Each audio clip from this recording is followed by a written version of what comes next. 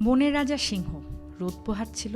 এমন সময় বাদর এসে তার লেজ ধরে একটি ঝাঁকি দিল, লাঠি দিয়ে খোঁচাখুচিও করলো। সিংহ যতটা না অবাক হলো, তার চেয়ে বিরক্ত বেশি হলো। বাদরের ভ্রুক্ষেপ নেই, সে সিংহকে ভেঙচি কেটে লাফাতে লাফাতে চলে গেল। শেয়াল পাশ থেকে পুরো ঘটনাটা লক্ষ্য করলো। সিংহকে উদ্দেশ্য করে বলল, বনের রাজার সাথে এত বড় বেয়াদবি, আর আপনি কি না তাকে কিছুই বললেন না? সিংহ মৃদু হেসে বলল, বলার সময় এখনো ফুরিয়ে যায়নি, একটু অপেক্ষা করো, সবকিছুই দেখতে পাবে।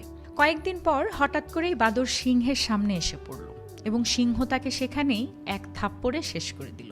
শেয়াল অবাক হয়ে সিংহকে জিজ্ঞেস করলো, সেদিন বাদর এত অন্যায় করলো, আপনি তাকে কিছুই বললেন না, অথচ আজকে সে তেমন কিছুই করেনি, কিন্তু আপনি তাকে মেরে ফেললেন কেন? জবাবে সিংহ বলল, দিস ইজ পলিটিক্স। সেদিনের পর বাদর ভাল্লুককে পেছন থেকে লাথি মেরেছে, হাতির সুর ধরে দুলেছে, গন্ডারের পিঠে চড়ে নেচেছে, হায়নাকে কাতুকুতু দিয়েছে, বাঘকে খোঁচা মেরেছে, আর সবাইকে বলেছে রাজাকে আমি মানি না। সেখানে তুমি কে?